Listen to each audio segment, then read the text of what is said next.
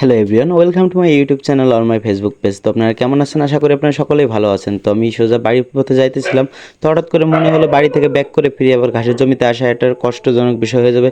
তো সোজা চলে গেলাম ঘাসের জমিতে এবং সেটাকে দেখতেছিলাম। এটা হচ্ছে 12 কাঠা, মানে 1200 টাকা দিয়ে 1 কাঠা জমি নেওয়া 1 বছরের জন্য।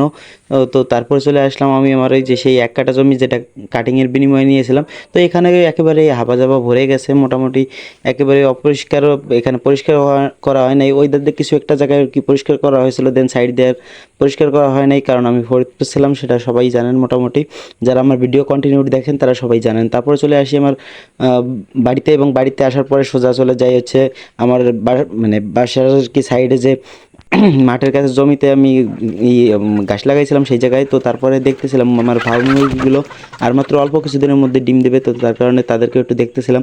দেন কালকে আমার কিছু কাজ করার আছে, যে ফার্ম মুরগির উপরে কিছু কোয়েল পাখি আছে, সেই কোয়েল পাখিকে একটু আলাদা না করলে মুরগির একটু রোগ ব্যাধির আর কি সমস্যা দেখা দিতে পারে, কারণ ইদানিং প্রচুর পরিমাণে বৃষ্টি হচ্ছে। তার কারণে রোগ ব্যাধির উপর মানে করে যে একটা আক্রমণ হইতে পারে। তো তার কারণে আমি ওদেরকে সরাই নেওয়ার চেষ্টা করব। তো তারপরে আমার গাছগুলো দেখতেছিলাম। দেন এখানে রেড পার্সেন্টটা অনেক সুন্দর হয়েছে। দেন যারা অন হাইব্রিড এবং শুধু যারা অন, এটাও অনেক সুন্দর হয়েছে আর কি। মোটামুটি সব যেগুলো আর কি লাগানোর মতন জায়গা ছিল সবগুলো লাগাইছি। আর সাইডে এই যে আমার কিছু জায়গা অবশিষ্ট রয়েছে, যেগুলোকে আমি কাটিং সংগ্রহ করে লাগাবো, কিন্তু অতিরিক্ত বৃষ্টির ফলে আমি এখনো লাগাইতে পারতেছি না। যেহেতু অতিরিক্ত বৃষ্টি, তার কারণে যদি আমি মানে মানে কিংবা কাটিং থেকে কুশি না বেরোতে সেই টেনশন করে আর কি লাগানো হচ্ছে না। তো সামনের বার ভাবছিলাম যে এখানে কিছু হাঁস পালন করা যায় কিনা। এই ড্যাম আছে নিজেদের পুকুর, তো এই পুকুরে সামনের বছর হাঁস পালন করার চেষ্টা করব যদি আমি সময় সুযোগ হয়ে থাকে। তো এখানে আর কি কিছু সময়, মানে এই সময় সুযোগের কথা বলার একটাই কারণ হচ্ছে আমি যেহেতু ফরিদপুর পড়াশোনা করি, তো তার কারণে আমার সময় একেবারেই বাড়িতে দিতে পারি না, খুব কম দিতে পারি। তো তার কারণে মনে করেন যে আমি চেষ্টা করবো আর কি পালন করার জন্য। তো তার কারণে আমি দেখাইছিলাম। তো আমি দেখেন রেড পাকসনগুলো কাটতেছিলাম, রেড পাকসন এতটাই বড় হয়েছে যেটা কল্পনার বাইরে।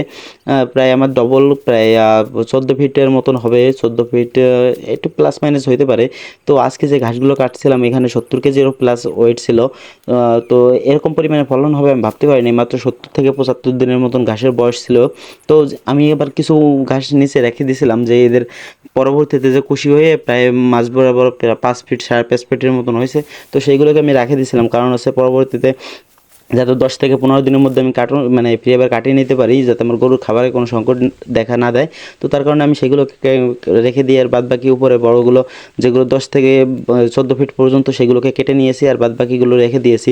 তো এখানে নিয়ে যাচ্ছিলাম আর এই দিনকে প্রচুর পরিমাণ কষ্ট হয়েছে। আমি আর কি ভিডিও 2-1 দিন আগে শ্যুট করি এবং দেন 2-1 দিন পরে আপলোড করি। তো এইটা আমার একটু অভ্যাসই বলতে পারেন, যেহেতু আমি সময় পাই না, তো তার কারণে আমি অভ্যাসই বলে নিই। তো তারপরে চলে আসি আমি বাড়িতে, এবং বাড়িতে ঘাসগুলো আনার পরে সেগুলোকে কাটতে শুরু করি।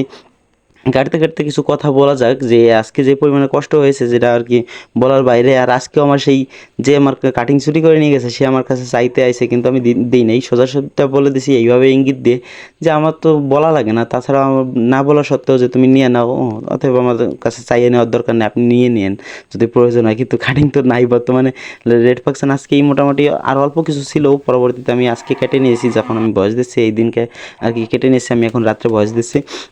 তো এইভাবে আর কি মানে জীবন যাত্রা চলতেছে। আর খামারের একটু শুভকামনা আপনাদের জন্য কামনা করি, এই আপনাদের কাছে কামনা করি, যাতে আমার এই ছোটো পর্যায়ে খামার একদিন বড় পর্যায়ে করতে পারি। তো তারপরে আমি বিছানাগুলো নিচে নিয়ে পরে কাটাতে শুরু করেছি। এইভাবে মূলত চলে আমার কাটিং টাটিং সব কিছু এইভাবেই করতে হয়, যেহেতু আমার কোনো মেশিন নেই।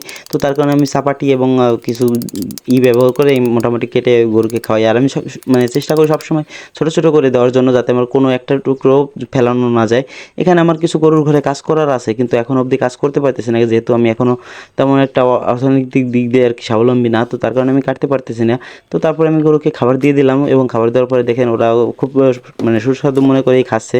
এরা খাবারগুলো অনেক ভালো খায়, মনে করো যে ফেলাই ছড়ায় না। কিন্তু হিটে আসতেছে না, আপনারা যদি কেউ একটু হিটের সম্বন্ধে জেনে থাকেন তাহলে আমার একটু জানায়েন। তো ভিডিওটা আর দীর্ঘায়িত করবো না, আজকের মতন এই পর্যন্তই। Tata bye bye. সবাই আমার জন্য দোয়া ও আশীর্বাদ ভালোবাসা রাখবেন।